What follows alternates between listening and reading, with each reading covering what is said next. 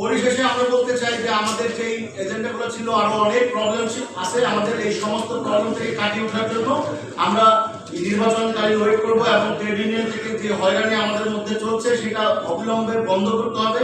অন্যথায় আমরা বাংলাদেশের সমস্ত রেস্তোরাঁ ব্যবসায়ীরা রেস্তোরাঁ বন্ধ করে দিতে বাধ্য হব। ধন্যবাদ। যদি কোনো কোশ্চেন থাকে আপনারা। আচ্ছা, ট্রেড ইউনিয়নের হয়রানিটা কিভাবে এটা একটু আপনারা জানেন যে আমাদের সেক্টরে সব স্বস্বাক্ষরিত মানে অশিক্ষিত পশ্চাৎপদ জনগোষ্ঠী আমাদের সেক্টরে কাজ করে, কারণ এই সেক্টরে খুব ভালো ফ্যামিলি থেকে অনেকে আসে না। এই তাদেরকে বিভিন্নভাবে ভুল বুঝিয়ে হয়রানি করে তাদের কাছ থেকে চাঁদা আদায় করা হয়, মালিকদের কাছ থেকে চাঁদা আদায় করা হয়। এক ধরনের গোষ্ঠী আছে তারা দিনের পর দিন এই রেস্তোরাঁর সাথে চাঁদাবাজি করে তাদের বৃত্ত বৈভব করে। অনেক নেতা আছে, আমি নাম বলতে চাই না, আপনারা খোঁজ নিলেই পাবেন।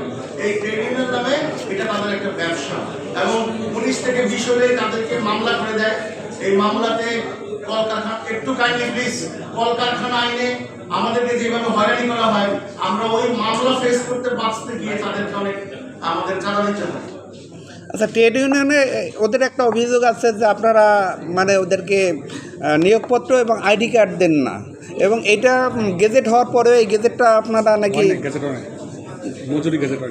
গেজেট হওয়ার পথে মানে আপনাদের কারণে নাকি গেজেটটা হতে পারছে না, এরকম একটা অভিযোগ। ম্যাক্সিমাম ক্যাজুয়াল শ্রমিক তারা ডেইলি বেসিস কাজ করে।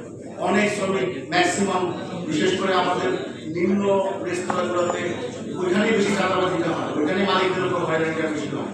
তারা ওয়ান ম্যান শো একটা মালিক, এবং তাদের ওই কমপ্লেন্সের আওতায় নিয়ে গেলে তারা ব্যবসা পরিচালনা করতে পারবে না। এটা আমরা বলেছি যে যারা কোনো কমপ্লেন্স মেনটেন করছে না তাদের কোনো প্রবলেম নেই।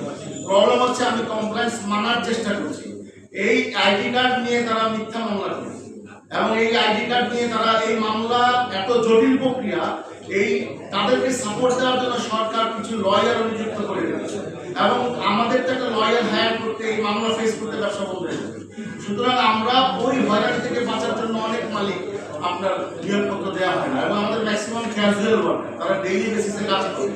যেদিন কাজ করে সেদিন মজুরি পায়, খাওয়া পায়, যেদিন কাজ করে না সেদিন মজুরি পায় না, কিন্তু থাকা খাওয়া তাদের জন্য আমাদেরকে মাস্ক দিতে হবে।